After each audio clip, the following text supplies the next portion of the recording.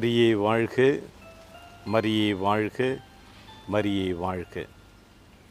கிறிஸ்து இயேசுவில் எனக்கு பிரியமான அன்பு சகோதர சகோதரிகளே, அன்பு அன்னையின் பிள்ளைகளே, வணக்க மாதத்தின் 27ஆம் நாள் இன்று நம் அனைவருமே அன்னை மரியாளுடைய மன்றாட்டு மாலையில் சொல்லக்கூடிய அற்புதமான அந்த மன்றாட்டு, மகிமைக்குரிய பாத்திரமே எங்களுக்காக வேண்டிக் கொள்ளும் என்று சொல்லக்கூடிய அந்த மன்றாட்டு மாலை தான்.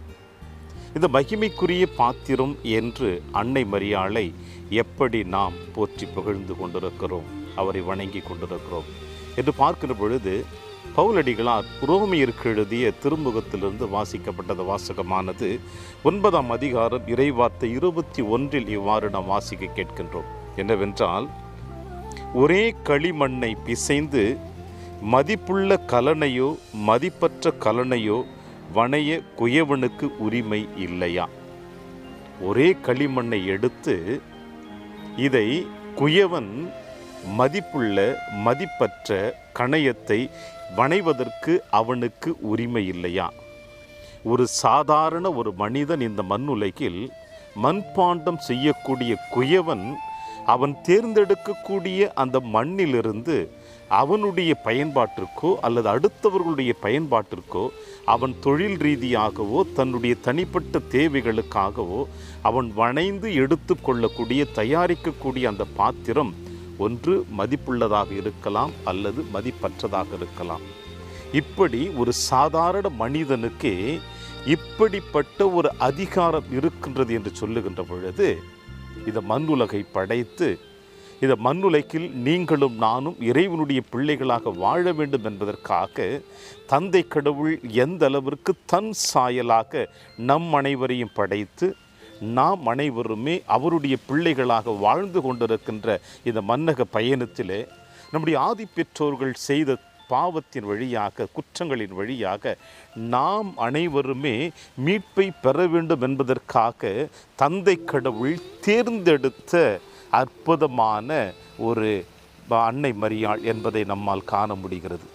எனவே ஒரு குயவன் தான் எடுக்கக்கூடிய களிமண்ணிலிருந்து அவன் மதிப்புள்ள மதிப்பற்ற ஒரு பாத்திரத்தை அவன் வணைத்து கொள்ள அவனுக்கு உரிமை இருப்பது போல, தந்தை கடவுள் தன் மகளை தேர்ந்தெடுப்பதில் எந்த அளவிற்கு அவர் கவனம் செலுத்தி இருப்பார் என்பதை நம்மால் காண முடிகிறது. அன்னை மரியாள் இந்த அளவிற்கு மகிமைக்குரிய பாத்திரமே என்று அழைக்கின்ற பொழுது, தொடக்க நூலில் நாம் வாசிக்க கேட்கின்ற 3ஆம் அதிகாரம் 15வது இறைவசனத்தில், அவள் வித்து உன் தலையை காயப்படுத்தும் என்று சொல்லுகிறார். ஆக இந்த மண்ணுலகில் இறைவனுடைய சாயலாக படைக்கப்பட்ட இந்த ஆதாம் ஏவாள் அவர்கள் வழியாக இந்த மண்ணுலகில் பிறக்கின்ற ஒவ்வொரு குழந்தைகளுமே இறை சாயலை பெற்றவர்கள் என்பதில் எந்த விதமான ஐயப்பாடும் இல்லை. ஆனால் அவர்கள் வழியாக பிறந்து கொண்டிருக்கின்ற இறை சாயலாக பிறந்து கொண்டிருக்கின்ற அனைவருமே பாவத்தோடு பிறந்து கொண்டிருக்கின்றோம், ஜென்ம பாவத்தோடு பிறந்து கொண்டிருக்கிறோம். ஆக இந்த ஜென்ம பாவத்திலிருந்து நமக்கு விடுப்பு கொடுக்க வேண்டும் என்றால், இந்த ஜென்ம பாவம் முழுவதுமாக கழுவப்பட வேண்டும் என்றால், தன் மகனின் பாடுகளின் மரணத்தின் வழியாகத்தான் நாம் அனைவரும் இந்த மீட்பை பெற முடியும் என்பதற்காக தந்தை கடவுள் தேர்ந்தெடுக்கப்பட்ட இந்த அற்புதமான அன்னை மரியாள் தான் அன்று உன் வித்துக்கும் அவள் வித்துக்கும் பகையை உண்டாக்கவும் அவளவனுடைய தலையை நசுக்குவாள் என்று தந்தை கடவுள் தேர்ந்தெடுத்திருக்கிறார். மகிமைக்குரிய பாத்திரமாக தந்தை கடவுள் தேர்ந்தெடுத்திருக்கிறார். இப்படி தந்தை கடவுள் தேர்ந்தெடுத்த இந்த அன்னை மரியாள் தான் தன்னுடைய வாழ்ந்து கொண்டிருக்கின்ற காலகட்டங்களில் லூக்கா எழுதின நற்செய்தி 1ஆம் அதிகாரம் 28வது இறைவசனத்தில் நாம் இவ்வாறு பார்க்கிறோம். கப்ரியேல் தூதர் அன்னை மரியாளை சந்திக்க வருகின்ற பொழுது, அருள்மிக பெற்றவளே வாழ்க என்று சொல்லுகிறார். ஆக இந்த யூத சமுதாயத்திலிருந்த எந்த ஒரு வாலிப பெண்களுக்கும் இப்படிப்பட்ட வாழ்த்துளி கொடுக்கப்படவில்லை. எத்தனையோ பெண்மணிகள் எதிர்பார்த்து கொண்டிருந்தார்கள், எங்கள் வழியாக மீட்பை பிறக்க வேண்டும் என்று காத்து கொண்டிருந்தார்கள். ஆனால் இந்த யூத பெண்மணி சமுதாயத்தில் கடவுள் தேர்ந்தெடுக்கப்பட்டவள் அன்னை மரியாள். அந்த அன்னை மரியாளை சந்திப்பதற்குத்தான் கபிரியேல் தூதர் சென்றார். ஆக கபிரியேல் தூதர் சென்ற பிறகு அவர் சொன்ன வார்த்தை அருள்மிக பெற்றவரே வாழ்க என்று. ஆக ஆதியிலே தந்தை கடவுள் ஆதாம் ஏவாள் செய்த பாவத்தின் வழியாக, அவர்கள் செய்த குற்றத்தின் வழியாக தந்தை கடவுள் தேர்ந்தெடுக்கப்பட்டவள் தான் நம் அன்னை மரியாள். உன் வித்துக்கும் அவள் வித்துக்கும் பகையை உண்டாக்குவோம், அவள் உன் தலையை நசுக்குவாள் என்று அழகாக சொல்லி முடித்தார். இறைவன் தேர்ந்தெடுக்கப்பட்டவள் நம் அன்னை மரியாள்.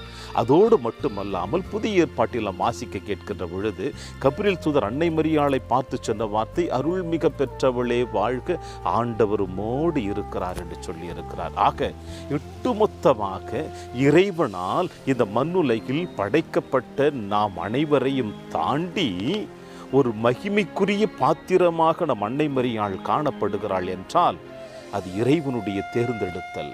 இறைவனுடைய தேர்ந்தெடுத்தல் ஒருபுறம் இருந்தாலும் தேர்ந்தெடுக்கப்பட்ட இந்த அன்னை மரியாள் தான் யாரால் தேர்ந்தெடுக்கப்பட்டிருக்கிறேன், தன்னிடம் ஒப்படைக்கப்பட்டிருக்கிற கடமைகள் என்ன என்பதை அறிந்தவளாக நம் அன்னை மரியாள் அதை தன்னுடைய வாழ்வாக மாற்றிக்கொண்டு எப்பொழுதுமே இறைவனுக்கு உகந்த பெண்ணாக ஒரு மகளாக வாழ்ந்து முடித்திருக்கிறார் இந்த மன்னகத்தில்.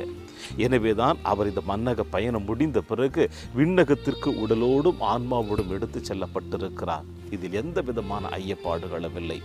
பிரியமான என் அன்பின் தேவ பிள்ளைகளே, ஆக இந்த வணக்க மாத நாளிலே, இந்த நாளிலே மகிமைக்குரிய பாத்திரமை என்று நம் அன்னை மரியாளை நாம் சொல்லுகின்ற பொழுது எந்த அளவிற்கு நம் அன்னை மரியாள் மகிமைக்குரிய பாத்திரமாக இறைவனுக்குரியவளாக வாழ்ந்து காட்டினாரோ அதே போல நம்முடைய வாழ்க்கையிலும் நாமும் வாழ்ந்து காட்ட வேண்டும்.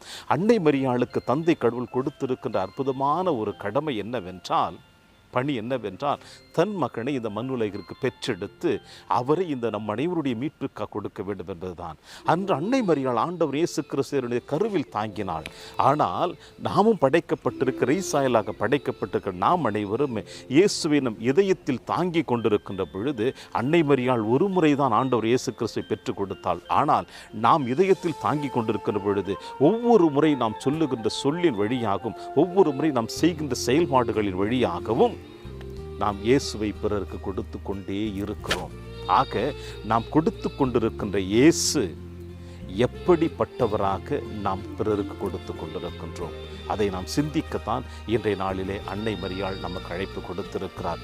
எனவே அன்னை மரியாளுடைய அழைப்பை ஏற்றவர்களாக தொடருவோம். இந்த வணக்க மாத நாளிலே இறையாசிர் என்று உங்களோடு. மரியே வாழ்க, மரியே வாழ்க, மரியே வாழ்க.